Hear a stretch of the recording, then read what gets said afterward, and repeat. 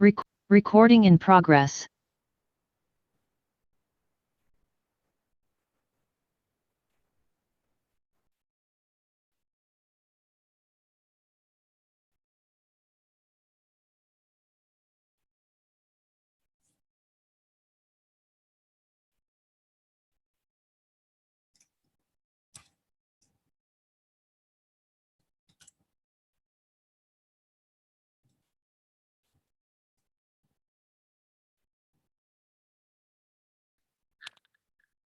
สวัสดีทุกท่านอีกครั้งหนึ่งนะคะวันนี้ขอต้อนรับทุกท่านเข้าสู่กิจกรรมสัมมนาออนไลน์ DITP Overseas เปิดโอกาสตลาดใหม่และสร้างความมั่นใจตลาดเดิมค่ะในวันนี้ช่วงบ่ายของเราค่ะจะมีสัมมนากันต่อใน2หัวข้อนะคะซึ่งกิจกรรมนี้ค่ะเราจัดขึ้นระหว่างวันที่17ถึง19แล้ววันนี้เป็นวันสุดท้ายแล้วนะคะงานของเราค่ะจัดขึ้นโดยสำนักพัฒนาตลาดและธุรกิจไทยในต่างประเทศ2กรมส่งเสริมการค้าระหว่างประเทศกระทรวงพาณิชย์ค่ะในหัวข้อนี้วิทยากรจะบรรยายเป็นภาษาอังกฤษนะคะหากท่านใดต้องการความช่วยเหลือท่านสามารถพิมพ์มาในช่องแชทได้เลยค่ะและระหว่างการบรรยายอยู่ถ้าหากท่านมีคำถามสามารถพิมพ์มาในเมนู Q&A ได้เช่นกันนะคะคำถามของท่านพิมพ์มาได้ทั้งภาษาไทยและภาษาอังกฤษเลยค่ะ Ladies and gentlemen, now I would like to request our speaker for the session Africa, a land of opportunity, tips and tricks you need to know. Please welcome Dr. Alaa Ezz, the Secretary General, Federation of Egyptian Chamber of Commerce, to our esteemed organ. Over to you, sir. Thank you very much. Good morning, everybody, and hope that things are moving fine on your side.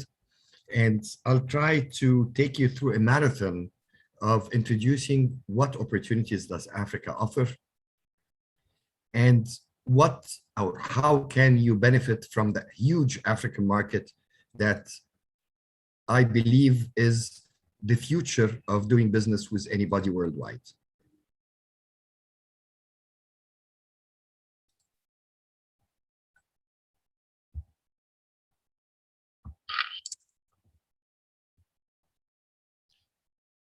Africa, like rightfully the title of this webinar is, it is the land of opportunities. But it is not only the land of opportunities on bilateral basis, but it's through trilateral cooperation. And why I'm saying this, because after almost half a century of talking, we walked the talk, and at last we created during the 12th summit of the Union of African Heads of State, where we launched the first initiative that will create a huge market, which is the Continental African Free Trade Agreement. And this will increase inter-African trade, which is important for us by 60%, but it's also important for you through third country cooperation. And this brings together 55 nations with a GDP of $3.4 trillion. First, let's know what Africa is. Africa is the second largest continent in the world, and it has 1/8 of the world population. And when you say population, to you, this means consumers. But what's most important, it is the fastest urbanizing continent in the world. The growth rate of both urbanization as well as middle class is faster than anywhere else in the world, which means new consumer power, new potential for exporting, whether goods or services, from any country in the world, and naturally from Thailand, is a priority. And like I mentioned, the middle class. If we're talking about the middle class, it is the fastest growing middle class worldwide. We have averagely a growth of about 12% annually in the middle class category, which is the highest consumer part in any country. The projected GDP is 2.6 trillion and consumer spending is 1.4 trillion. So you should ask yourself, out of this 1.4 trillion, how much Thailand is selling, how much Thailand is exporting to African countries. And let's not forget what I mentioned at the start, which is third country cooperation. It's not only bilateral, it's not only trade, it's not only exporting to Africa, but you should look at cooperation with value added.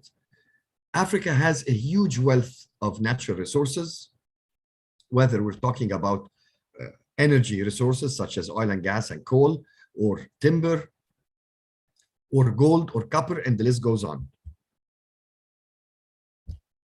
Just as an example, 60% of the world uncultivated arable land exists in Africa, which means there is a huge opportunity not only to invest in agriculture, but provide technology, provide training, provide also machinery and equipment, as well as provide CKD for local assembly. Over 50% of the world's production of plutonium, cobalt, titanium, diamonds, and the list goes on. And as you see on the map in front of you, you have almost everything, and every country is a leader in its own natural resources where there is huge potential for cooperation. Africa has 11% of the world's oil, 6% of the world's natural gas. Actually, this figure became 7 after the new discoveries in Egypt, and 4% of the world's coal. And doing business in electricity, there is huge projects going on connecting Africa, where we have the North African continental network. We have horizontally several connections linking the SADC, the African Horn countries with East Africa, the same the African Horn with West Africa, and there is more and more projects that are coming up in that direction. So again, technology, investments, as well as participating in tenders that are funded by development banks, whether African Development Bank, whether the World Bank, IFC, and the list goes on. But what do we put on the table? Is it simple trade? No. Simple trade is just the opening. You start by testing the market, seeing if there is potential for your product. However, if you're looking at selling to all of Africa as a continent, you need to have a country that you will be doing the final manufacturing. Because today, only 1.4% of the world manufacturing value added is in Africa. But this figure is changing very fast. Whether we're talking about manufacturing or services, you cut down the freight cost, you cut down the tariff cost, and for you, you send your components for final assembly, and I'll explain this in full details later on.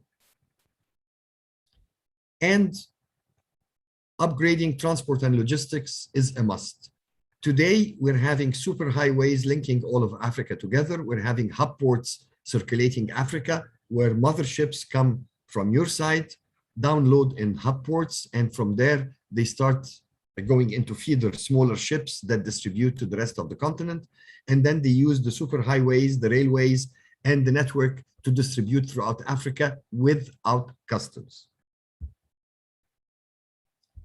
So our aim is to promote both trade and investment. And when you talk about investment, we're talking about technology, know-how, market access rather than money. Africa is one of the wealthiest continents when it comes to international development banks or donors. So the money is there. What Africa needs at the moment is mainly technology, modern management practices, to be able to, together with their partners from Thailand, to manufacture in any African country, and from there enter into the whole African market. So what needs to be done?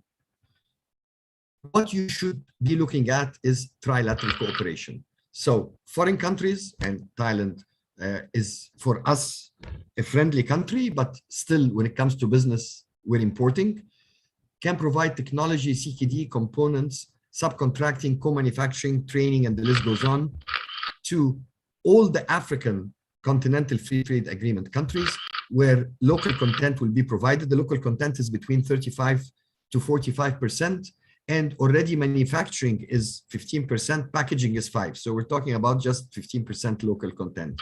Do the local content, provide, cut down the language barrier, the travel barrier, the cost barrier, and provide the services and after sales, and enter into the whole content, selling your products throughout. So it's win-win. The recipient country, along with the Thailandese company, will both increase their exports to the CAFTA with zero customs and lower freight costs. And let me give you an example how this works. It worked for my country, for Egypt. where we have hundreds of international companies who are providing investments, technology, components, CKD, subcontracting, licensing, training, where in Egypt we do the co-manufacturing, assembly, formulation, installation, and most important, Arabization to enter into the huge Arab market, provide the after-sale services to a market of 3.1 billion consumers. Why? Because Egypt has access to free trade agreements with the European Union, 27 countries, the United Kingdom, the EFTA, 4 countries, COMESA, Mercosur, Turkey, United States through the QIZ, as well as the Pan-Arab Free Trade Agreement. And let's not forget that in Egypt, we have an excellent IPR law, so your royalty is guaranteed in whatever cooperation is being done. So let's take an example of Egypt as the land of trilateral cooperation and opportunities. First, Egypt was one of the only 5 countries in the world that had during the COVID era, during 2020, a positive GDP growth. We were forecasting before COVID to be 4.9. Unfortunately, because of COVID, we went down. The whole world was negative GDP growth. We were 2.8%. And unemployment went down. Inflation rate went down. Interest rate went down. Our balance of trade even improved because of the disruption of the supply chain on global basis. Egyptian companies jumped in, especially in the European and Arab market, and took over, filling this gap and increased our exports. Our foreign exchange reserve is now covering 8 months of imports, and loans to private sector have almost doubled in the past period. And this is simply by regulatory reforms, simple in action of enabling environment for doing business. And thanks to the support of our president, who at that period was the president also of the African Union, where he has been taking business delegations to the 4 corners of the world, promoting business, promoting trade, promoting economic cooperation, and naturally, Thailand is one of our key partners. And we as chambers, we have been cooperating with heads of states, ministers, and naturally our counterpart, the federations of chambers and all the embassies, trying to promote this business cooperation. And even during the COVID area, we were either online, and me myself, I've been traveling nonstop, even during the COVID period. So what do we put on the table? What are the specific business opportunities you should look at? Egypt, like the rest of Africa, is the land of opportunities. Whether by simple trade, we have the largest market in Africa, 100 million consumers. We have easy access to regional markets. We have regional free trade agreements and bilateral free trade agreements, a huge retail business that's flourishing. We boast now having the biggest retail center in the world, as well as over 120 new retail centers that has been established in the past 2 years. But this is not the future. This will be a drop in the ocean of the opportunities. Investment is the real future. And when you talk about investment, I repeat, it is not money. It's not coming with money.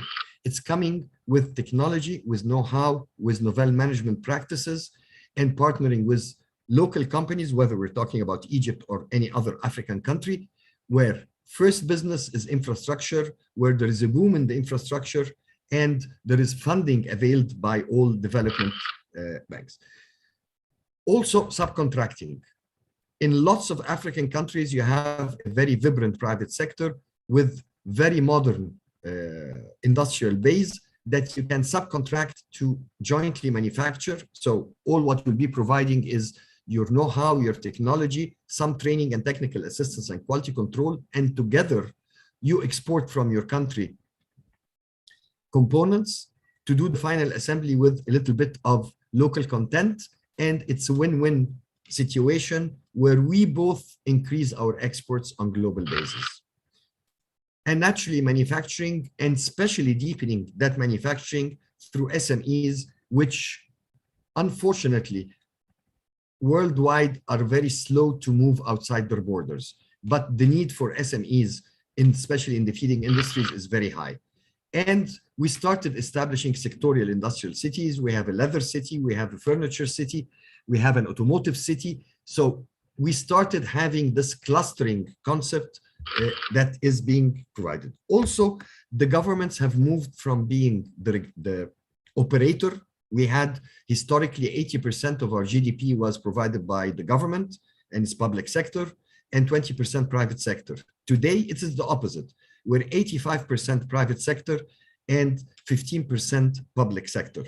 So the government moved from being an operator, inefficient, to become the highly needed regulator, and the private sector is the one who's really playing the game. Also, we have a number of industrial cities that are based on countries. So we have the Chinese, the German, the Russian industrial cities.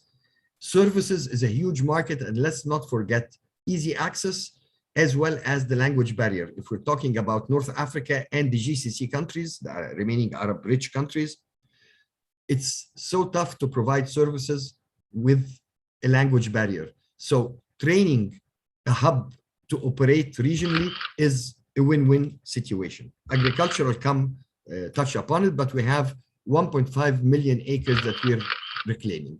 Then we're talking about the funded mega projects. The Suez Canal Corridor, all this I will touch upon, Gulf of Suez, east of Port Said, the 1.5 million acres agricultural development, the new capital, fish farms, retail city, 22 new industrial cities, and the list goes on. Today, we are establishing 22 fourth generation cities. This is the new Egypt. And when you talk about cities, you're talking about everything from architecture, consultancy, design, to infrastructure, to construction, to building materials, to furniture, to white goods. The market is exponentially huge in these cities. And these 22 cities are planned to have between 3 to 5 million inhabitants in each one of them. An example is the new capital, which is expected to have 5 million inhabitants. The land for development is almost 500 square kilometers, and the developed already land is 700 square kilometers. It has its airport, energy farms, which is solar. It's a green, intelligent, environmentally friendly new city. Theme parks. The population expected to be in the next 2 years will be 5 million inhabitants, 40,000 hotel rooms already built, as well as huge retail rooms, malls, where we have about 4.2 million square meters of shopping areas, 5.6 kilometers of business district, not to mention all embassies will be moving there. And you're talking about a very high edge consumer region. Why Egypt? Why Africa? Egypt has 102 million consumers. I won't say inhabitants, it is consumers, and an increasing middle class, and increasing per capita income, and the largest domestic market in the region. As an example, during the COVID era last year, we had in the food consumption 13% increase, soft drinks 11%, mass grocery 14.9%, and Egyptians vary from anybody else in the world. We love spending. If you look at the household expenditure, you'll find almost half goes to food and beverage, and the remaining goes to commodities as well as services. Egyptians don't save, they love spending. And during the COVID era, the president directed the central bank to extend all loans, whether for private sector or for credit cards and consumers, for 6 months with zero interest. And this is one of the main reasons our economy flourished and carried on. And for the past 7,000 years, Egypt has been the crossroad of trade. It's located in the middle of all trade routes. Like mentioned, free trade agreements of 3.1 billion consumers, with almost 35 to 45% local content, covering the European Union, UK, EFTA, COMESA, now all of Africa through the African Continental Free Trade Agreements, the Arab 21 countries, the bilateral free trade agreements with USA and Turkey, the South American Mercosur 4 countries. And I just came back where we were finalizing the Euro-Asian FTA, hopefully this year. I've been in Belarus concluding that agreement. And most important, okay, you can have free trade agreements, but you can't reach these markets. We have easy access to regional markets, modern ports, free zones, transit facilities, and the list goes on. So Egypt, like several countries in Africa, poses an excellent opportunity for your companies to increase exports. We have large market for technologies, machineries, and finished products. We have lines of credit and grants, and these lines of credit do not cover only investment, but they cover trade finance also. They come from the Arab funds, they come from the Islamic Fund, the African Development Bank, the African Exim Bank, and the list goes on, as well as our modernization needs and the new investments going on in the country. Also, increase joint exports to third countries through third country cooperation, added value subcontracting, assembly, or formulation, and to benefit from these free trade agreements. And use Egypt as a transit hub for the region because our fast and easy access to regional markets, and utilize Egypt's modern free zones, transit facilities, and naturally the Suez Canal corridor. Just some numbers that will give you the idea in infrastructure.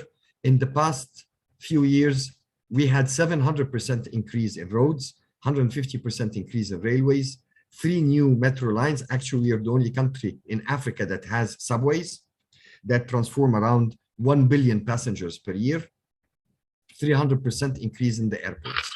And when it comes to infrastructure, first, our mega projects, our 22 new cities required new infrastructure because they're in the middle of nowhere in the desert.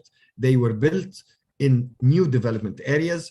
Industrial zones, we have at the moment 21 with more to follow, 7 new trade zones, water and wastewater and irrigation. All these are on PPP basis where the private sector is the operator, is the investor. Energy, we have 11 and there is 15 to follow. Telecommunication, we have 3 already. Toll roads, we have 5 private sector operated. We have 6 ports, private sector operated, 3 airports on BOT basis, and the Suez Canal corridor. And let's not forget modernization of the old existing infrastructure, which is going on. An example, this is the blue lines are the new superhighways linking all of Egypt, all the new 22 cities with mainland Egypt, which is the line around the Nile. The rest, we've been living on only 7% of Egypt. Now we extended it to 9%. 7,000 kilometers of new superhighways have been established in the past 5 years only. And this is not only Egypt, this is connecting Africa. We have the Mediterranean superhighway, which is the brown one on the top. And this is from Port Said, ending up into Dakar, passing through all North African countries. There is a gap in Libya at the moment because of the political situation, but hopefully within the coming few months with the new elections, this superhighway will work again. Then there is the Alexandria, Cape Town superhighway taking the whole length of Africa.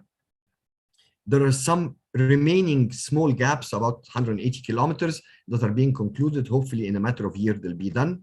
And you have a lot of other interconnecting roads. And these are very important for trade, for business, because there is a huge number of landlocked African countries, and these countries export and import by plane, which is non-economic. So with these superhighways and these new railway connections, you will be having the potential of entering these huge markets, selling your products in a very economic way. Also, Egypt started and already almost finished a new superhighway linking the Red Sea from Safaga, passing through the south of Libya, going to N'Djamena in Chad. And this superhighway that's being concluded at the moment will be linked to the superhighway that's existing already, linking Chad with Dakar. So we're linking the Red Sea with the Atlantic Ocean and opening all the Central African landlocked countries. And when we say landlocked countries, we're talking about landlocked markets. And it is not only superhighways, there are railways. And what we are doing at the moment is we have identified hub ports, major ports, the biggest 5 ports in Africa, whether in the north, we have 2 of them in Egypt, Port Said and Alexandria. South Africa has 2 of them. And then you have Djibouti, and you have Kenya, and you have Dakar. And all these hub ports, motherships come from your country, downloading them, and then there is a huge network of smaller ships that keep distributing all around Africa to the remaining markets to make transport and logistics economic. The same for railways. Egypt started with its bullet trains, along with bullet trains not only for passengers, but also for freight. And this will be cutting down the freight cost and also linking the Mediterranean with the Red Sea. So you can have your ship coming to Safaga or Sukhna port, and by rail, the containers move to Alexandria or Damietta on the Mediterranean, and from there they can go to the European Union, which cuts down the freight cost. And especially if you're doing what we call value-added trade, which means that you're sending components being finally assembled and gets the rules of origin of Egypt, then they can enter the European Union with zero customs and unlimited quota. The same for airports. We've been doing a huge number of airports all over Egypt, linking the new cities with mainland Egypt and even linking them to the outside world, where today we have touristic charters and direct lines going to the Red Sea touristic zones, such as Sharm el-Sheikh, Hurghada, Marsa Alam, as well as Alexandria on the Mediterranean, Marsa Matruh, and the new Alamein airport. And all these airports are implemented, invested in, and operated by private sector on BOT basis. And here are example of the BOT airports: Burj Al Arab, Sharm el-Sheikh, Aswan, and the list goes on. But the most important is the maritime transport. Egypt has the advantage of the Suez Canal, where over 40% of the world maritime transport passes and 60% of the containerized transport passes through it. It's zero deviation. So to any country, this is the right destination, either to have a logistic hub or to have your final assembly, get the rules of origin, and you have an army of ships that are moving from there. So you have very fast, very frequent, and very cheap freight, cutting down your cost, increasing your competitiveness. And there are two key ports in the Suez Canal corridor. You have East Port Said, which is on the Mediterranean, which has new container terminals, multi-purpose terminals, rural terminals, general cargo, as well as lots of opportunities. Our aim is simply to revive the old Silk Route. If you look at this map of our region, you will find the red lines are the logistic connections that are already existing, whether railway, whether roads or maritime. And the small dots are the manufacturing and logistic hubs around the region. And our aim is to increase the number of blue dots in Egypt, as well as throughout all of Africa. And in that regard, if you look at the map of the new Silk Route, the Belt and Road, as it's called, you'll find that whether anybody likes it or not, it has to pass through Egypt. It has to pass through the Suez Canal, where it is one of the key stops, where China has made huge investments in East Port Said, where it is one of the key hubs, not only catering to the European Union, but also going through the Black Sea to the eastern part of the Euro-Asian region. And let me touch upon the Suez Canal corridor and mega projects. We did doubling of the Suez Canal, and this cuts down time, and this means cutting down price. We increased the dredging down to 65 feet, which means the next generation of container handling ships. And this means less cost. We developed 4 ports, 2 airports, 6 tunnels linking Sinai with mainland Africa, Egypt, and logistic and industrial zones. And then we have the mega projects: 1.5 million acres agricultural development, 77,000 acres of fish farms, where Thailand, I think, is one of the world leaders in that. And here is where you can provide technology. Nobody's asking about investments. There is 3,500 acres of technology valley and 16,500 acres of new industrial zones. And I will not dwell a lot. You can read the presentation at leisure upon the Suez Canal corridor. But by doubling the Suez Canal, the area between the two channels became another Singapore, where ships are passing, 40% of the world ships pass next to it. So it became the best location for logistics and naturally for value-added manufacturing, and it offers opportunities across the whole board. And our target is to create 1 million additional jobs in the next 15 years. And it has an area of over 13,000 hectares on both sides of the two canals as well as in the middle. And the product mix that is based on the initial investments that came immediately once we launched it, whether we're talking about multi-modular logistics, bulk warehousing. There is all automotive companies in the world now are using it as their hub for distribution within Africa and the Middle East.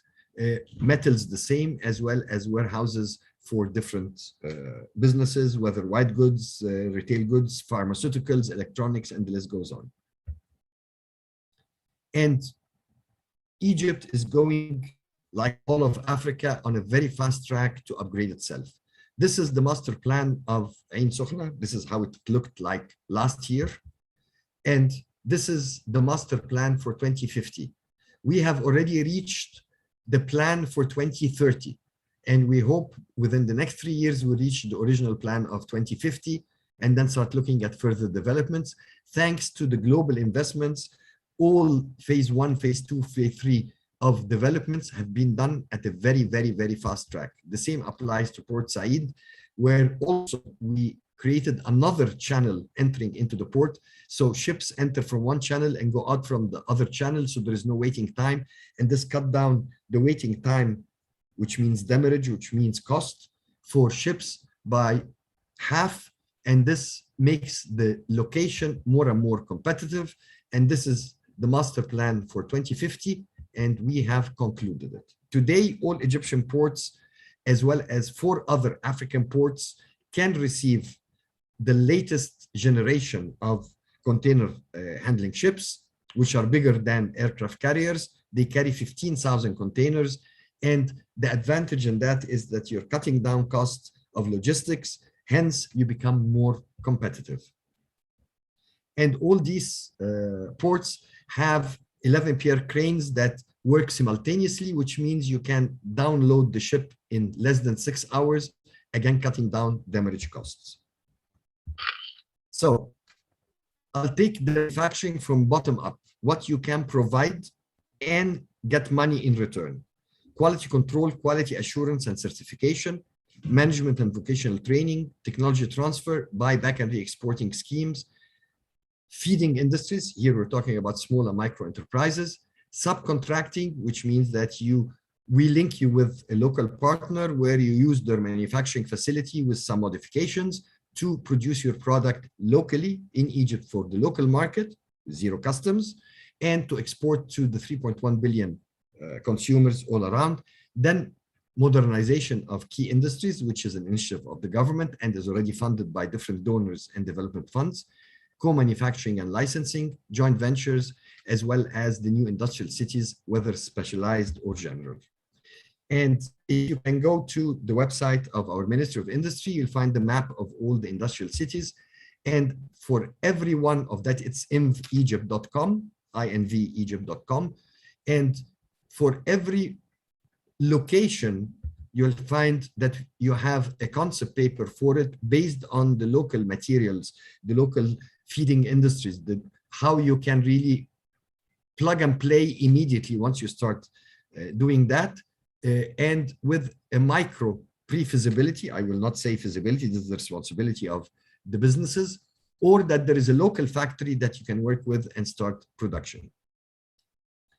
Agriculture and fisheries, and especially fisheries, where Thailand is one of the world leaders, whether we're talking about the infrastructure, canals, pumping stations, land reclamation, where we have 1.5 million acres, almost half have already been developed, and the other half will be concluded in the next years. Then we go to phase 2, where there is 2 million more acres.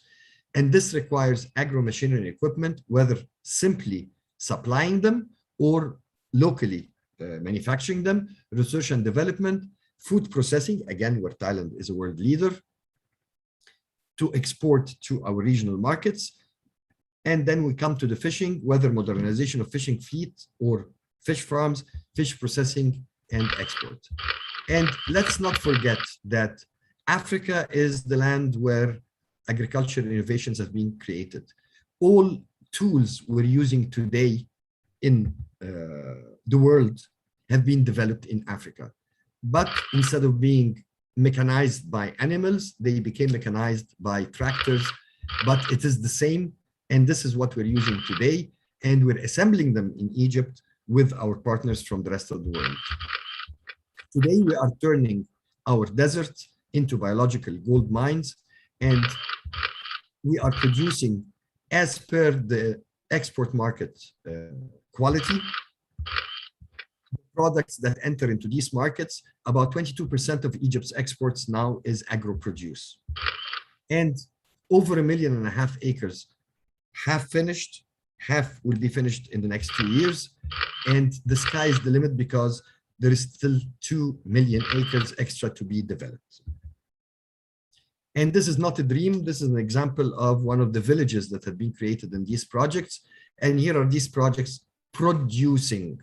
So it's not what I've been presenting today, whether in Africa or in Egypt as an example, are projects, ideas, initiatives that are realistic, that are on the ground, that are really moving forward. It's not just dreams that we're thinking of. The same applies to fish farms. We have 77,000 acres of fish farms that are underdeveloped. Today, we finished already 7,000 acres, and we're using the artificial ponds in that, but we have natural ponds that are being developed, and 70% of the production is exported. So it's a gold mine for anybody who'd be involved in such business. Egypt boasts that it has doubled its electricity production as well as the remaining infrastructure for transmission, control, as well as distribution in a matter of 4 years only. It was called the Fast Track initiative. Today, we have surplus electricity not only for exporting, not only for our industry, but we have more through our now interconnection with North Africa, with Africa, to export electricity. And the national grid has been upgraded to cope with that, with about 1,200 kilometers of new overhead transmission lines, with all the substations that are required for them, the 500 kV substations. And we're starting now a new initiative with a DC uplink between Egypt and the European Union to export green energy. And with just a simple piece of regulation, the private sector has invested in an area called Bimban, where today Bimban is the #1 largest solar farm in the world in a matter of 2 years, simply by regulation. And this is what the government of Egypt is doing now. They are easing doing business. They're using regulatory tools to open the door to private sector to do its job, which simply is produce, create jobs, and make money. So we welcome you in these initiatives. And let's not forget also wind farms, where we have almost half the installed capacity of Africa and the Middle East. And today, Egyptian companies with partners from the whole world are doing solar and wind projects throughout Africa. Oil and gas, luckily, we had the biggest discovery in the world, which is Zohr, natural gas in the Mediterranean. And now we're finding similar discoveries in the Red Sea. So we switched from being a net importer of natural gas today to be again a major exporter. And all our power plants today, actually the figure 85% was 6 months ago. Today it's 100% of our power plants are operating with natural gas. And when it comes to petrochemicals, where again Thailand is one of the world leaders, especially when we talk about textile utilization of petrochemicals, we have $36 billion of investments, basically in petrochemicals and fertilizers, and this is exporting $3.3 billion. And there are, this year in 2021, 7.5 billion new investments under the way. And we are looking at the moment to companies like Thai Silk to come and start producing synthetic yarn in Egypt. And we're exporting thanks to the only 2 LNG compression liquefaction plants in Africa, where we are exporting from Egypt to the European Union natural gas. And this started in 2005. It stopped when we didn't have enough gas, and now they're operating full go. Our aim is to be a regional hub for oil and gas in the region. And again, this requires lots of technology, consultancy, pipelines, equipment, where Thailandese companies can come on board and work in it. And it is a major part of the new Silk Route for oil and gas and energy, where we already have the existing pipelines, we already have the existing LNG gasification and regasification terminals. And like I said at the start, nobody's asking you to come with money. Egypt alone has 23 billion euros of grants, soft loans, and technical assistance.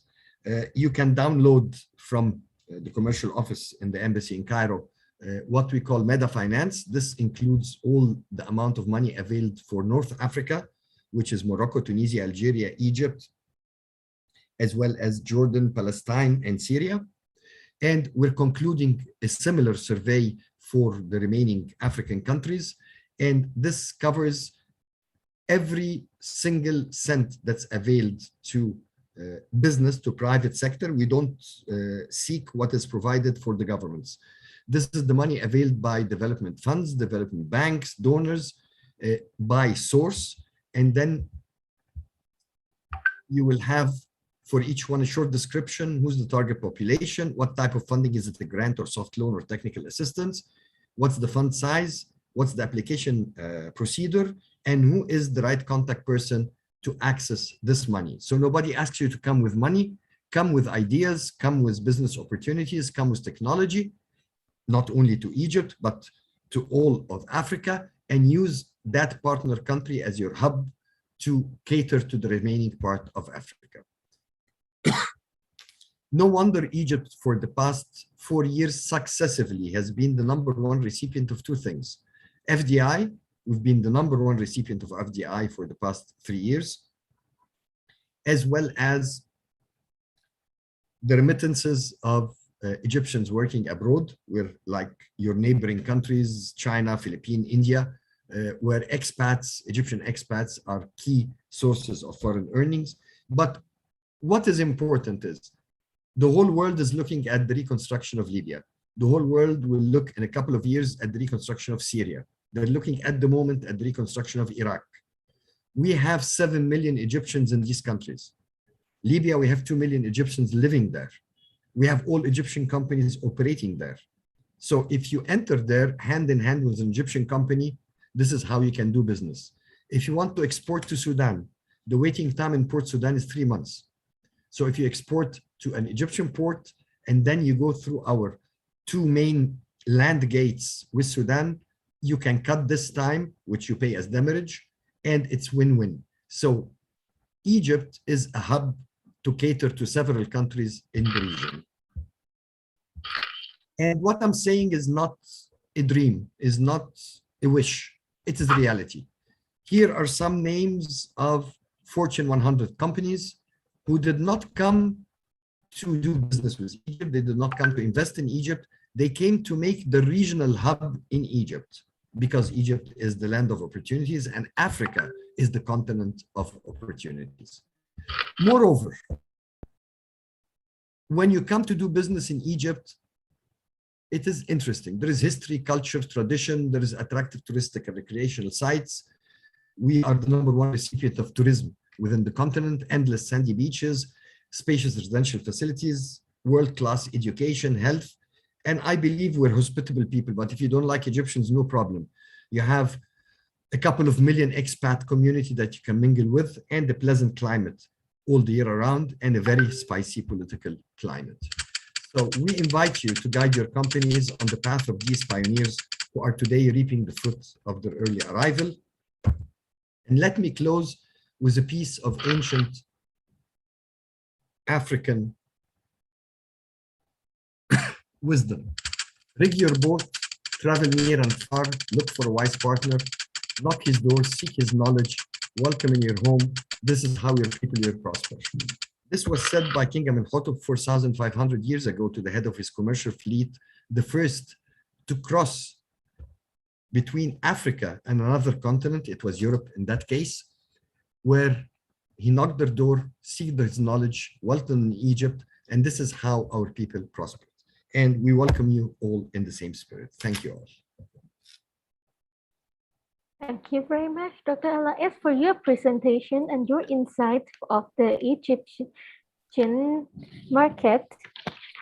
And for now, we are into the discussion session or our Q&A session. We will take approximately half an hour for this session. And let me start with the first question. And it seemed like our officer in Cairo, let me give more information.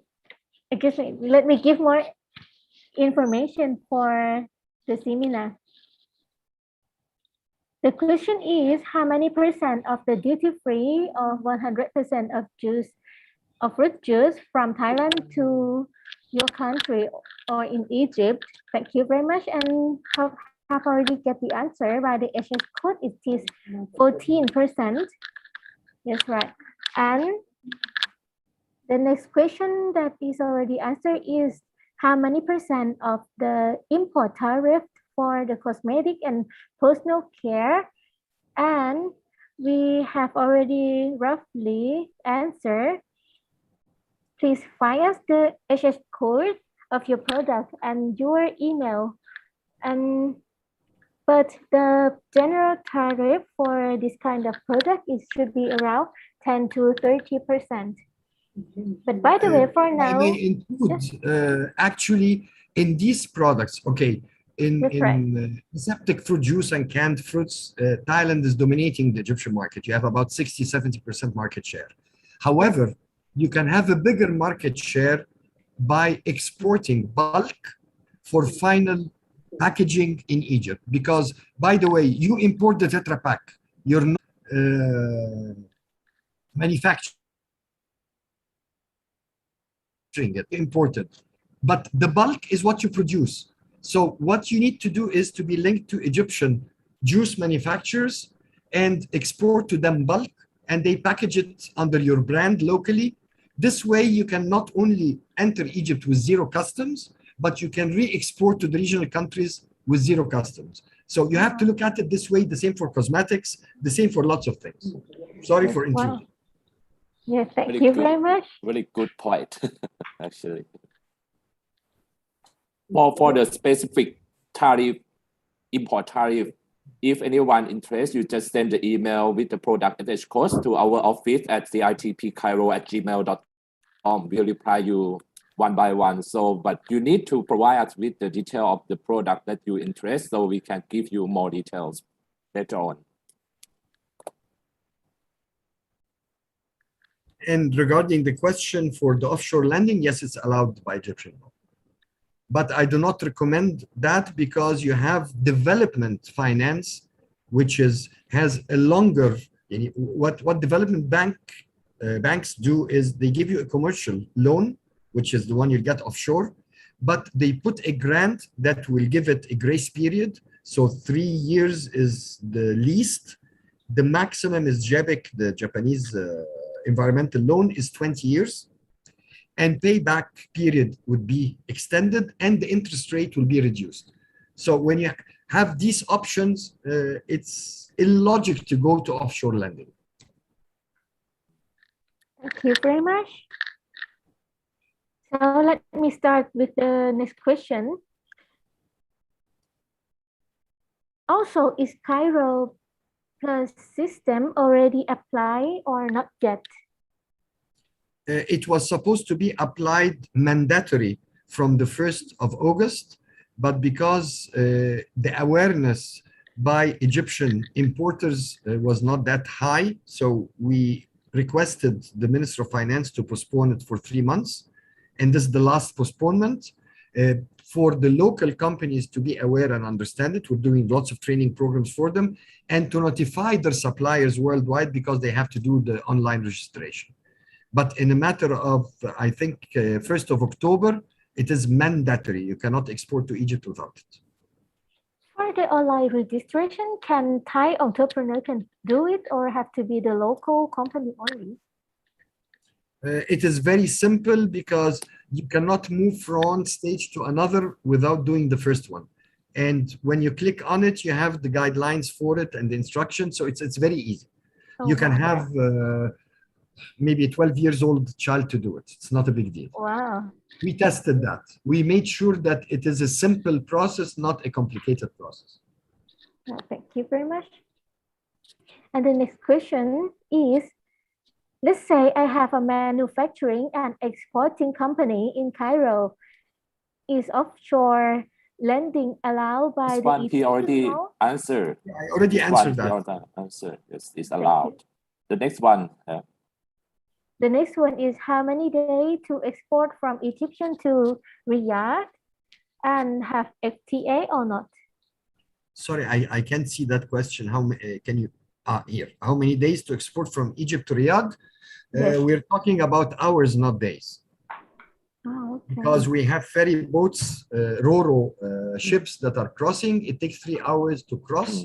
Wow. Very The quick. day actually is until the truck loads on the ship and the ship downloads on the other side. But the trip itself is 3 hours.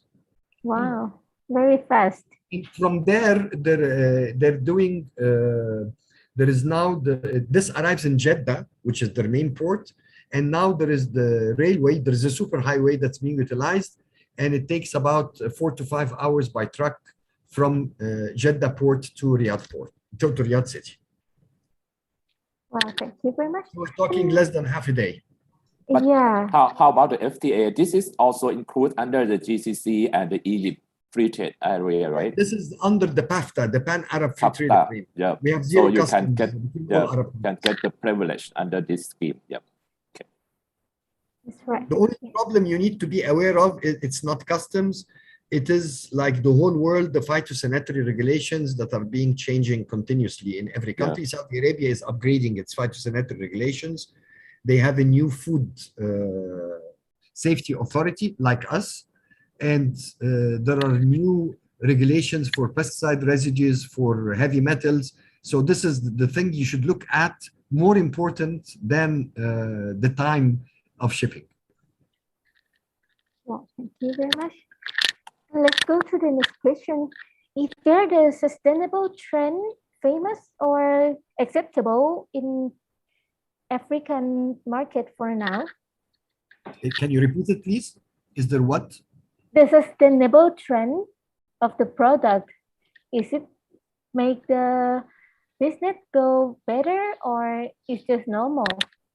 Okay, Africa is 50-something countries. So you cannot say when it comes to regulations to even consume, because by the way, in the world, this sustainability issue is more consumer driven rather than top down by governments.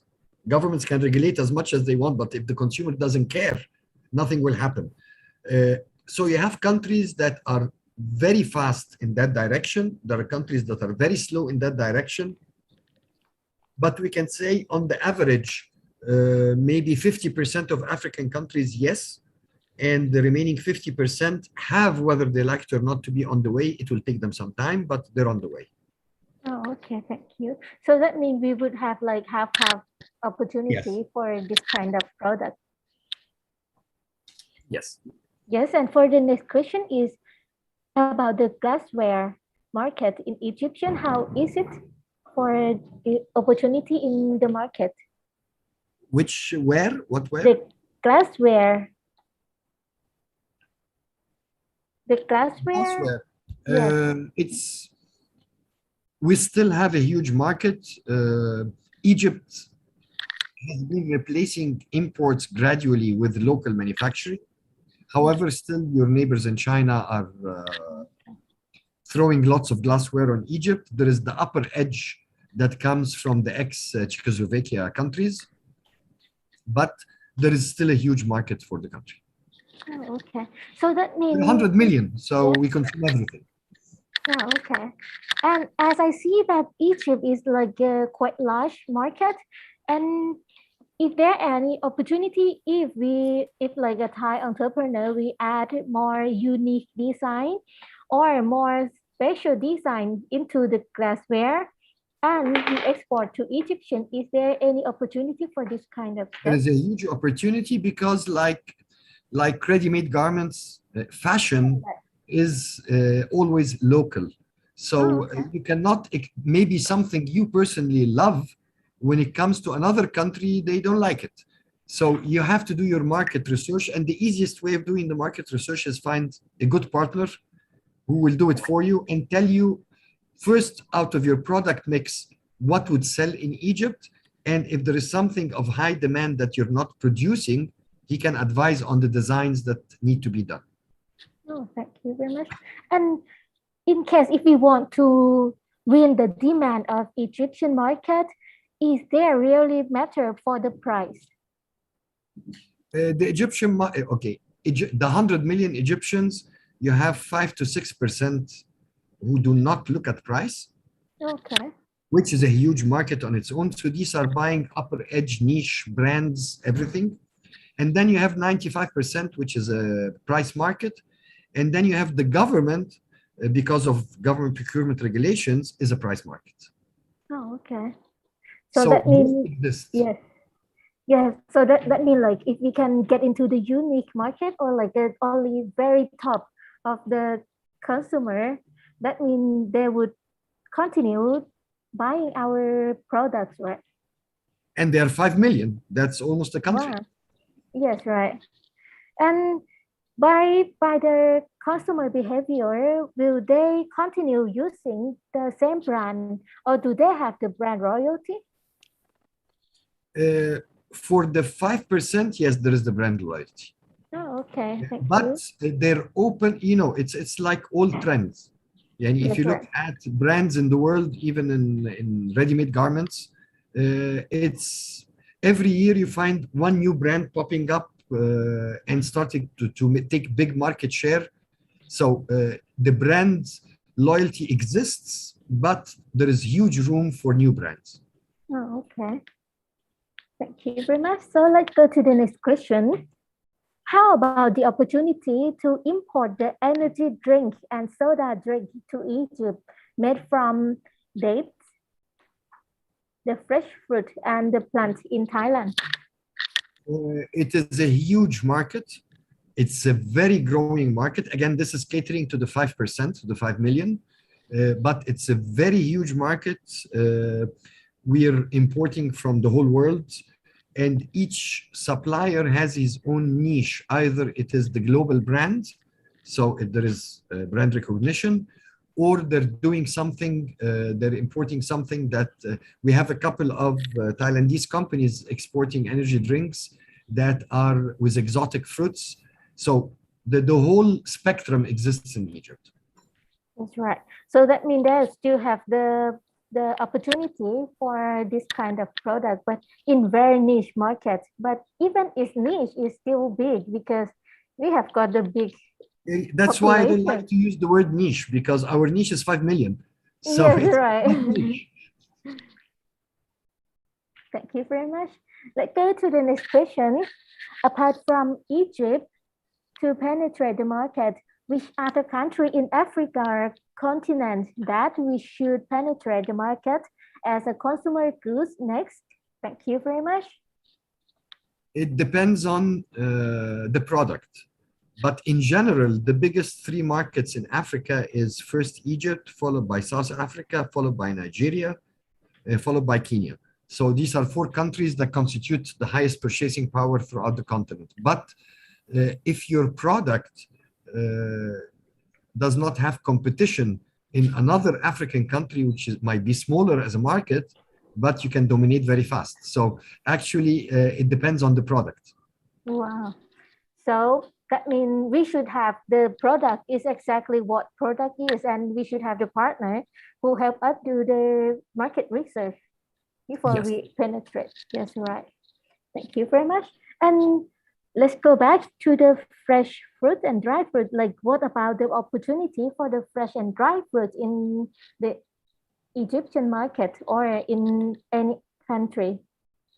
Dried fruits, we're net importers, and we have seasons for it. During Ramadan month, dried fruit is, we import thousands of tons of all types of dried fruits. Wow. Fresh fruits, it's a very niche market where it's mostly focused on exotic fruits. So lychee, kiwi, things we don't grow in Egypt. But what we grow in Egypt, unfortunately, and I think your embassy can confirm that, we have the best mango in the world, we have the best strawberry in the world. So you cannot compete. Nobody can compete in the world. Wow. And we started having greenhouses in lots of places in Egypt. So even the season advantage has been eroded. But we still import apples, for example, but this comes from Syria, Lebanon, the Mediterranean countries. We still import bananas, but the most big amounts is exotic tropical fruits, which Okay. Thailand can export, and I think is already exporting. Yes, right. Thank you very much.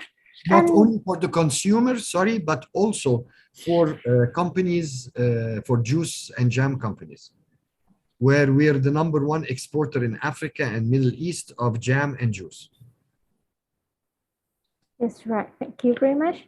And let's get back to the 95% of the market. Like, basically, what kind of the consumer product that they usually use, or the price that they usually use in the market? Everything. Mm. Let me explain something very important. We import 60% of our food, That's right. and even the locally made food, 60% of the ingredients are imported. So there is a huge market, whether you're talking about selling directly as finished products to the 5 million niche product sector, or if you're talking about the 95%, you don't sell to them directly, but you sell to them through the local manufacturing. So if you're exporting fresh fruits, for example, it goes to jam and juice companies that will manufacture it and then go to the 95%. Oh, right. So anyway, we cannot sell directly to the end user anyway, because we have to go with the distribution channel. We have to pass the local company or any The agent, international as we company. may put it. We call him the Yes, right. agent who will be the one importing and actually be the one paying. Yeah, right. Then it's his problem what to do with it locally. Oh, okay. Thank you very much with the agent. Yes, please. And can you tell me like about the situation in Egypt for now? Like, because I have heard that many people can come without the mask, and what is about the situation for now in Egypt? No, to enter Egypt, you need to do a PCR. We expect in the coming few months that vaccination Right. is not mandatory, but it will be an option. Maybe not to come with a PCR, but I doubt. And personally, I think the whole world will carry on this PCR for a long period. But Egypt is open for tourism. For example, our main touristic sites like Sharm el-Sheikh and Hurghada had 0 cases for the past year. Simply because they're very strict in all the regulations. Staff are not permitted to go back to their cities. So local movement is restricted. So tourists who come, who already had PCRs, do not encounter people who might be infected. When we talk about the rest of the country, I've been traveling for the past period, and I've seen people worldwide are fed up from wearing masks, are fed up from this restriction.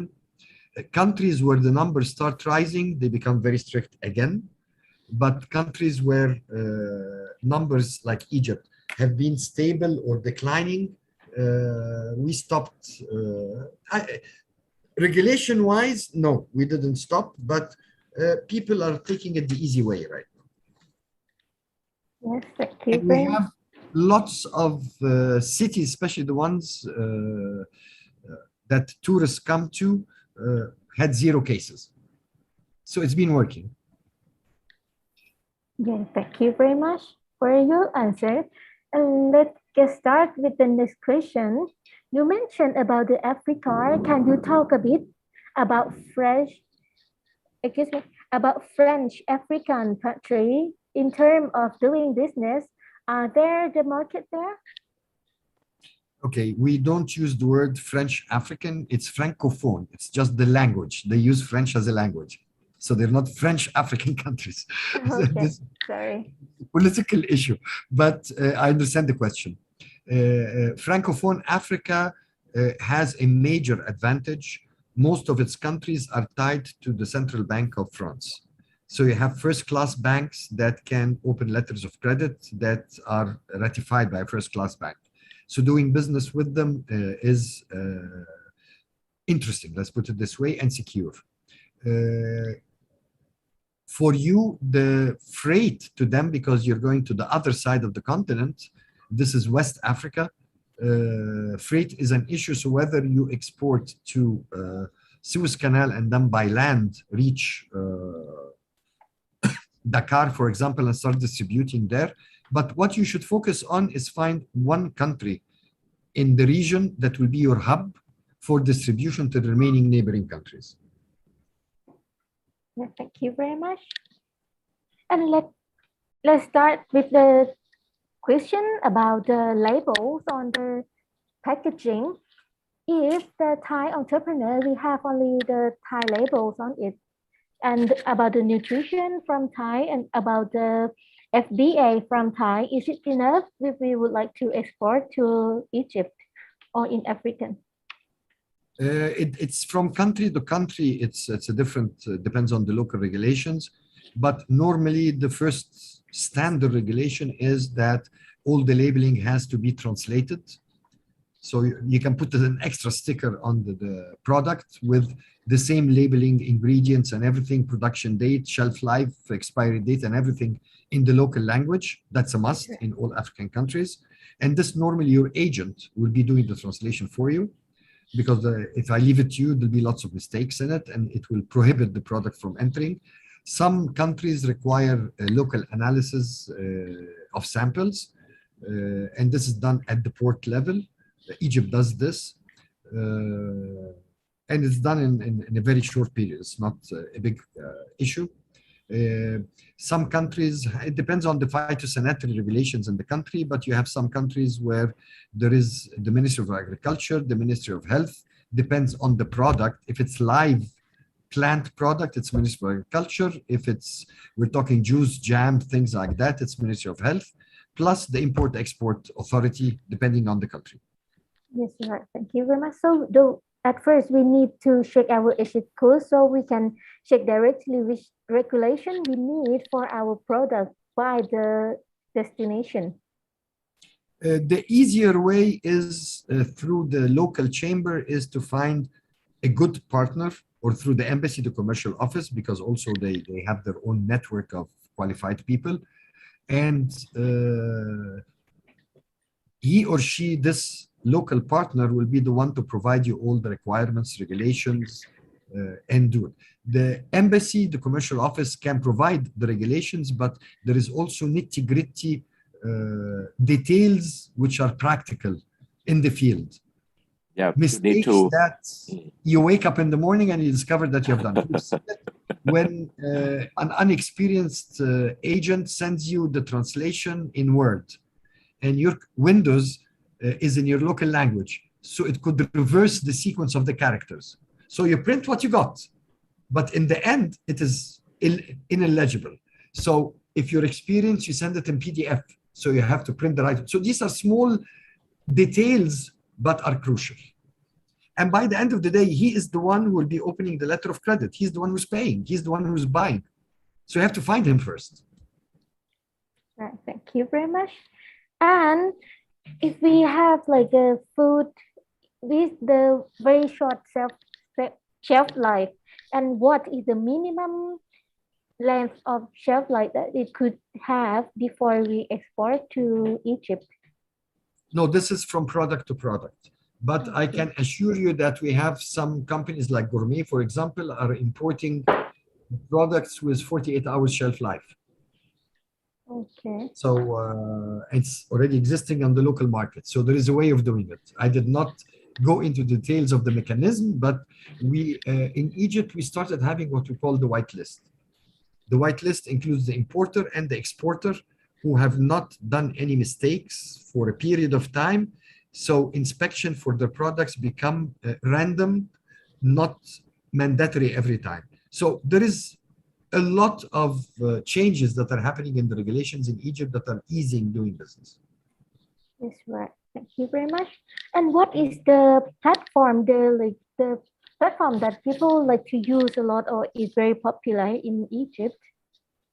What do you mean by platform? The platform is for e-commerce. There is a big number of e-commerce platforms in Egypt. We have witnessed almost 80% growth during the COVID era in e-commerce, but still it's a drop in the ocean, and we expect it to increase. But there is a number of platforms, and I would not like to mention one single one because they're all my members and they're all good. So, but there is a huge number. We can send the list to the embassy, and then they can download whoever wants all the options that exist, including international platforms. Wow. So that means it's very huge market, quite huge. It is, because the number one in the world, without mentioning names, bought the number one in Egypt and is using it as its local arm to enter the market. It's you know, multinationals, this is their game. They find a booming local company, the easiest thing to kill competition, buy it, take over. Wow, that's quite various. That's right. And is it important to do the marketing, advertising in Egyptian if we have to use the influencer? Marketing is done by a local partner who covers the cost. This is an agreement between the local partner and the supplier. But I cannot go and do a marketing plan in Thailand from Egypt. I have no idea about the channels. I have no idea about the agencies. I have no idea about the consumers. But the local partner is the one who knows it. So it's the same. The step number one, find a good local partner. And before signing anything, contact the embassy to verify that this local partner is good, reliable, no previous mistakes.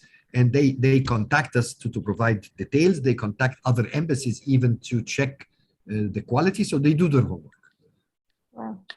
Yes, that means do recommend that we should have the right partner who help us to explain our product into the local language before. And advise you if it needs amendments in packaging, amendments in. Sometimes you produce the product in bigger sizes than a market. If you're exporting to Japan, you have to reduce the size by half.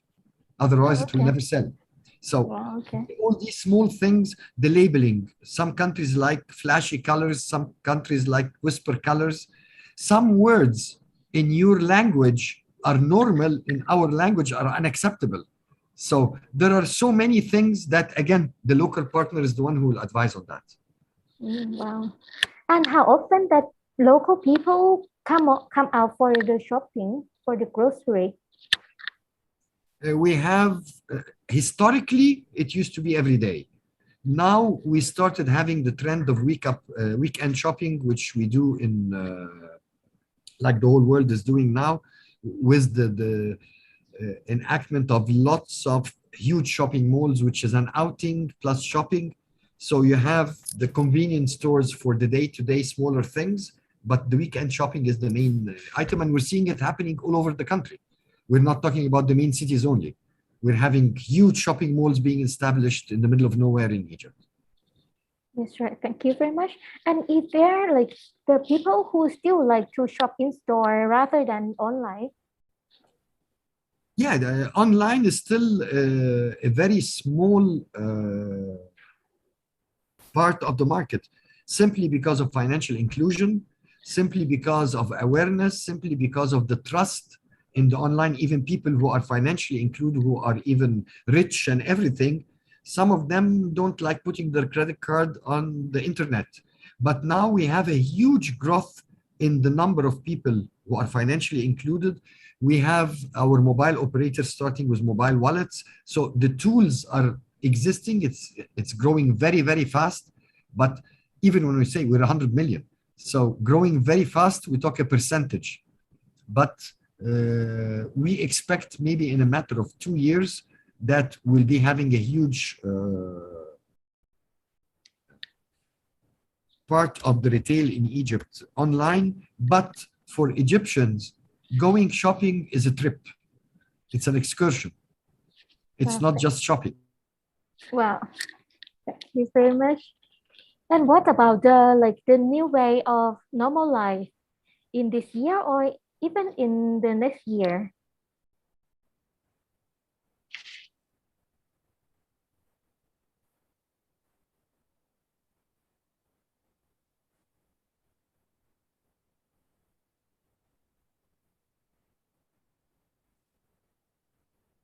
Like for now, maybe we have like some problem about the connection. And let me review about the answer that we have talked previously.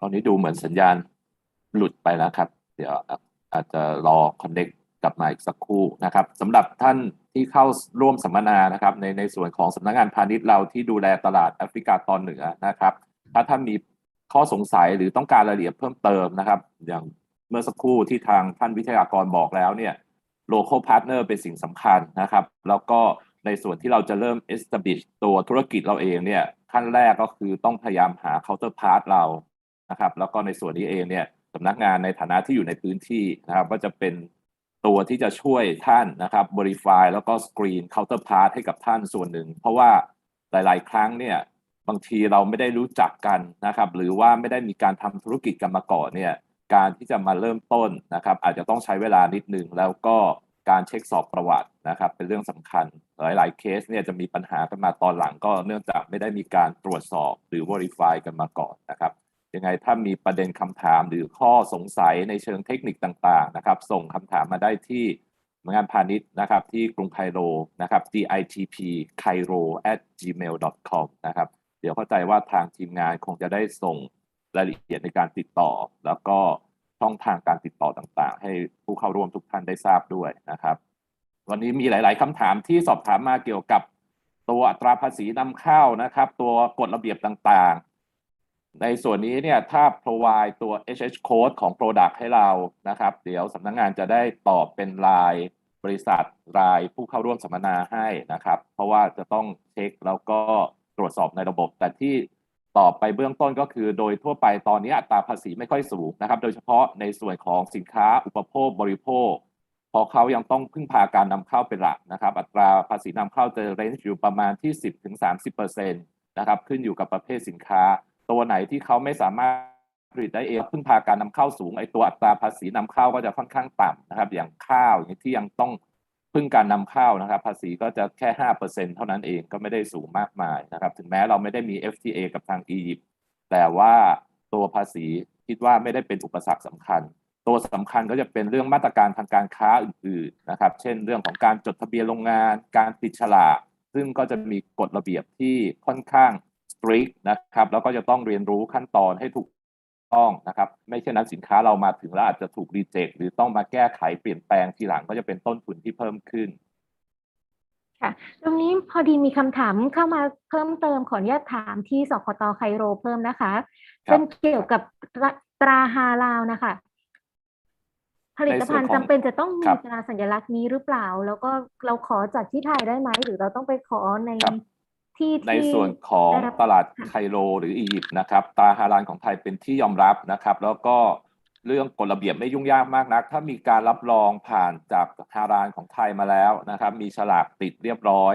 ในส่วนนี้สามารถเข้ามาตลาดนี้ได้เลยนะครับแล้วก็เรื่องของตัวตลาดเองต้องเรียนว่าเนื่องจากเป็นตลาดมุสลิมนะครับ90%กว่าเนี่ยเป็นชาวมุสลิมเพราะฉะนั้นเรื่องของตราเครื่องหมายฮาลาลยังเป็นสิ่งจำเป็นที่จะสร้างความเชื่อมั่นความไว้วางใจในการที่จะบริโภคนะครับหลายตัวโดยเฉพาะสินค้าที่ เกี่ยวกับสินค้าอุปโภคบริโภคการกินต่างๆเนี่ยการมีเครื่องหมายฮาลาลจะเป็นตัวใบเบิกทางเบื้องต้นที่สำคัญนะครับเพราะฉะนั้นเป็นสิ่งที่อยากจะให้ผู้ประกอบการได้ให้ความสำคัญในจุดนี้ด้วยพยายามศึกษารสนิยมของตลาดพฤติกรรมผู้บริโภคนะครับตลาดแอฟริกาตอนเหนืออย่างที่เรียนไปแล้วเนี่ยสัดส่วนกว่า 90% เป็นชาวมุสลิมนะครับเพราะฉะนั้นอิทธิพลทางด้านศาสนารสนิยมต่างๆก็จะต้องพยายามศึกษาว่าเขาชอบแบบไหนสิ่งไหนเป็นข้อห้ามทางศาสนาเราก็ต้องพยายามเรียนรู้แล้วก็ปรับปรุงเพื่อที่จะสามารถเข้าสู่ตลาดนะครับได้อย่างมีประสิทธิภาพหลายๆครั้งเนี่ยเราเสียดายโอกาสเหมือนกันคือเราไม่ทำการบ้านหรือเราไม่ได้ศึกษาตลาดมากเพียงพอนะครับเราควรจะต้องมีพาร์ทเนอร์ที่จะช่วยฟีดแบ็กข้อมูลหรืออย่างน้อยเบื้องต้นนะครับ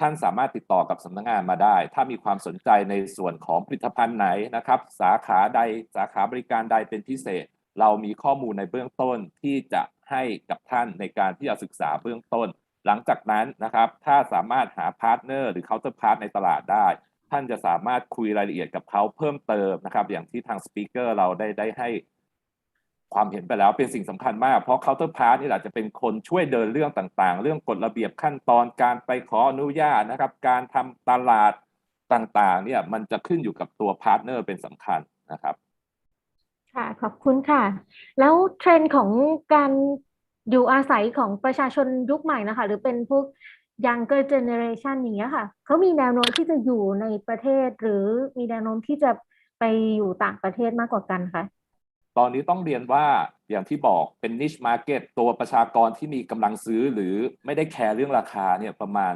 5%แต่ผู้บริโภคส่วนใหญ่90กว่าเปอร์เซ็นต์เนี่ยยังเป็นชนชั้นกลางหรือระดับล่างที่มีฐานะปานกลางเพราะฉะนั้นเนี่ยในเรื่องกำลังซื้อหรือรสนิยมต่างๆเรื่องราคายังมีปัจจัยสำคัญการจะไปท่องเที่ยวต่างประเทศหรือในประเทศนะครับหากเขามีเซฟวิ่งที่มากพอเขาก็พร้อมที่จะไปแต่ถ้าสำหรับระดับทั่วไปนะครับในตลาด general แล้วเนี่ยปัจจัยด้านราคายังมีสิ่งสำคัญนะครับโดยเฉพาะในช่วงของโควิดตอนนี้เนี่ยสินค้าต่างๆและบริการต่างๆปรับราคาเพิ่มสูงขึ้นมากนะครับในส่วนนี้เราอยากจะฝากทางผู้ประกอบการไทยเราด้วยว่าในเรื่องของต้นทุนต่างๆในส่วนไหนถ้าเราจะปรับลดได้นะครับแล้วสามารถใช้เทคโนโลยีต่างๆเพิ่ม value add เข้าไปโดยไม่ส่งผลกระทบต่อราคาก็จะช่วยในการเข้าสู่ตลาดได้มากขึ้นเพราะตอนนี้เนี่ยค่าขนส่งและโลจิสติกต่างๆค่อนข้างสูงเพิ่มมากหลายเท่าตัวนะครับ 3-4 เท่าตัวพอสินค้าเรามาถึงปลายทางแล้วเนี่ยเจอภาษีนำเข้าเจอเซอร์วิสแท็กเจอแวตเข้าไปเนี่ย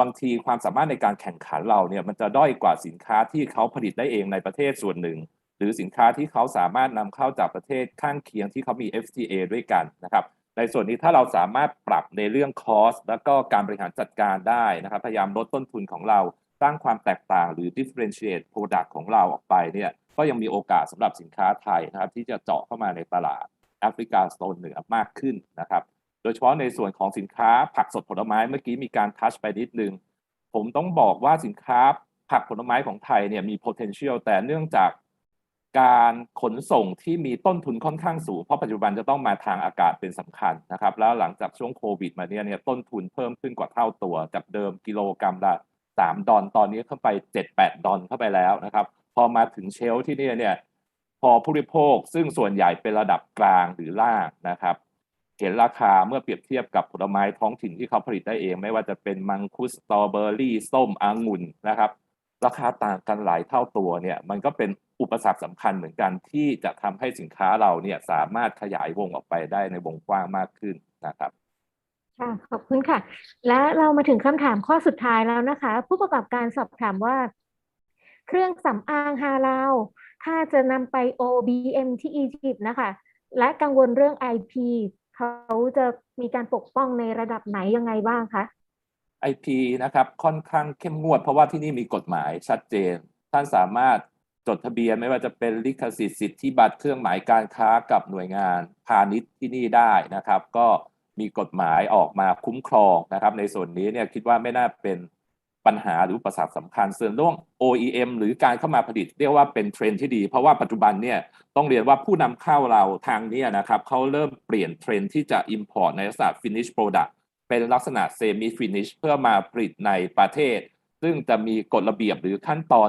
ที่ลดน้อยหรือยุ่งยากน้อยกว่า finish product รวมถึงภาษีที่ค่อนข้างต่ำและได้รับการสนับสนุนจากตัวรัฐบาลเอง เพราะว่าผลิตแล้วสร้างมูลค่าเพิ่มภายในประเทศแล้วยังสามารถส่งออกได้ด้วยนะครับไม่ใช่ใช้เฉพาะตลาดโดเมสติกอย่างเดียวเพราะฉะนั้นตรงนี้เนี่ยเป็นโอกาสสำหรับผู้ประกอบการไทยเราที่จะมองหาตลาดนะครับโดยเฉพาะในโซนแอฟริกาตอนเหนือไม่ว่าจะเป็นการส่งออกหรือการจะเข้ามาร่วมผลิตร่วมทุน joint venture ต่างๆตรงนี้มีโอกาสนะครับแต่ว่าที่สำคัญก็คือเรื่องพาร์ทเนอร์ที่เราจะต้องพยายามหาตัวจริงเสียงจริงนะครับแล้วก็อาจจะต้องมีการวิสิตมีการพูดคุยในเรื่องเทอมเรื่อง condition ต่างๆให้ชัดเจนนะครับค่ะขอบคุณค่ะตอนนี้เราพอจะมีเวลาเหลืออีกนิดหน่อยขออีกหนึ่งคำถามนะคะนี่สุดท้ายแล้วจริงๆค่ะเป็นเกี่ยวกับข้าวหอมมะลิค่ะที่นั่นนิยมข้าวหอมมะลิกันหรือเปล่าคะเรื่องข้าวหอมมะลิไทยเป็นตลาดที่สำคัญทีเดียวเพราะว่าที่นี่นะครับในส่วนของร้านอาหารภัตตาคารไทยเรายังใช้ข้าวหอมมะลิ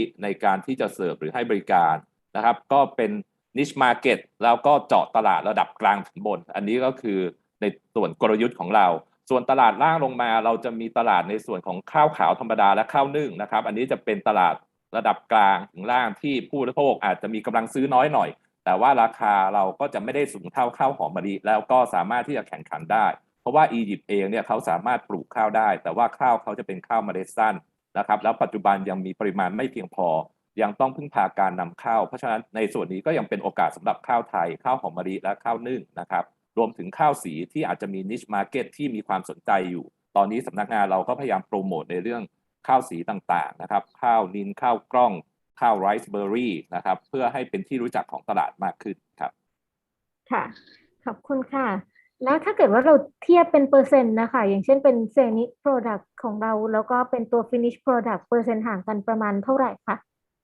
ปัจจุบันส่วนใหญ่เราพึ่งพาการส่งออกมาส่วนใหญ่จะเป็น finish product ค่อนข้างเยอะนะครับถ้าให้ประเมินคร่าวๆเนี่ยประมาณสัก 60-70% เนี่ย finish product semi finish นี่น้อยมาก 20-30% เท่านั้นเองเพราะฉะนั้นเนี่ยผมมองว่ามันเป็นเทรนด์ในอนาคตที่ถ้าเราสามารถที่จะหาพาร์ทเนอร์หรือมีความพร้อมในการที่จะแชร์โน้ตฮาวนะครับกับทาง counterpart ทางนี้เนี่ยยังเป็นสิ่งที่เขาต้องการมากเพราะหลายๆอุตสาหกรรมที่เขาพยายามที่อยากจะหาพาร์ทเนอร์ให้เข้ามาร่วมลงทุนเขาต้องการโน้ตฮาวต้องการเทคโนโลยีจากไทยนะครับยกตัวอย่างไม่ว่าจะเป็นสาขาด้านผลิตภัณฑ์ยางชิ้นส่วนยางยนต์นะครับเรื่องของอุตสาหกรรมอาหารแปรรูปรวมไปถึงการเพาะเลี้ยงสัตว์น้ำนะครับต่างๆเหล่านี้เนี่ยเป็นสิ่งที่อียิปต์มีความต้องการแล้วก็อยากจะได้โน้ตฮาวซึ่งไทยเราเนี่ยมีความได้เปรียบแล้วก็มีความสามารถในด้านนี้ในสาขานี้นะครับผมจึงมองว่าถ้าเรามีความพร้อมก็อยากจะให้ลองเข้ามาศึกษาตลาดกันมากขึ้นแล้วก็ลองดูนะครับว่าจะสามารถร่วมมือในส่วนไหนกับทาง counterpart ทางฝ่ายอียิปต์ได้ตรงนี้เนี่ยจะเป็นแต้มต่อของเราที่เราจะสามารถขยายตลาดเพิ่มเติมได้มากขึ้นมากกว่าในการที่จะมุ่งเน้นการส่งออกแต่เพียงอย่างเดียวนะครับเราเข้าใจว่าการส่งออกบางทีความเสี่ยงค่อนข้างน้อยแล้วก็ไม่มีอะไรยุ่งยากมากนักขายเสร็จจบกันในส่วนของการลงทุนหรือการมองไปข้างหน้าเนี่ยเราก็ไม่อยากให้ทิ้งเหมือนกันเพราะจริงๆเป็นตลาดใหญ่นะครับอย่างที่บอกมาอียิปต์นี่ก็100 กว่าล้านคนเข้าไปแล้วนะครับทั้ง whole continent แอฟริกาทั้งทวีปเนี่ยก็ประมาณ 1,400 ล้านคนเพราะฉะนั้นเนี่ยเป็นตลาดใหญ่ที่มีศักยภาพและปัจจุบันผู้ประกอบการไทยเรายังเข้ามาค่อนข้างน้อยสินค้าเรายังมีความหลากหลายค่อนข้างน้อยเพราะฉะนั้นในส่วนนี้เนี่ยเราสามารถที่จะทำการบ้านร่วมกันแล้วก็ขยายตลาดขยายความหลากหลายของผลิตภัณฑ์ของเรานะครับให้เข้าสู่ตลาดโซนนี้มากขึ้นครับค่ะก็ถือว่าเป็นโอกาสที่ดีนะคะที่จะเข้าไปในตลาดอียิปต์ในช่วงนี้เนื่องจากคู่แข่งของเราก็จะน้อยด้วยนะคะ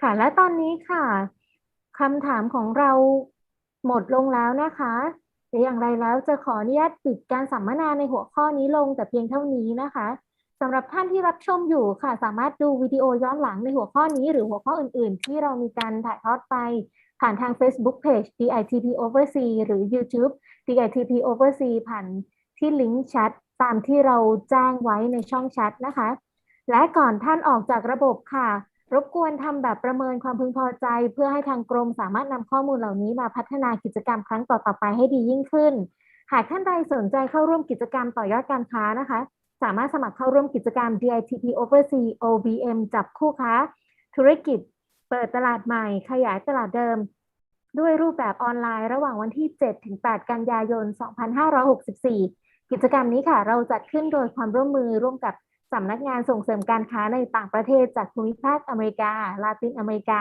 ภูมิภาคยุโรปและ CIS ภูมิภาคแอฟริกาและตะวันออกกลางค่ะท่านผู้ประกอบการท่านใดสนใจสามารถสมัครเข้าร่วมกิจกรรมได้ที่ www.gitpoverseas.com นะคะถึงวันที่ 20 สิงหาคมนี้และหัวข้อถัดไปที่จะอยู่กับเราเป็นหัวข้อสุดท้ายนี้ค่ะหัวข้อถัดไปชื่อหัวข้อว่าช่องทางการส่งออกสินค้าอาหารไทยไปยังแอฟริกาใต้ค่ะและสำหรับการบรรยายในวันนี้ต้องขอบคุณดร. อาลาเอสนะคะเป็นตำแหน่งของท่านเป็น Secretary General Federation of Egyptian Chamber of Commerce นะคะและต้องขอบคุณสำนักงาน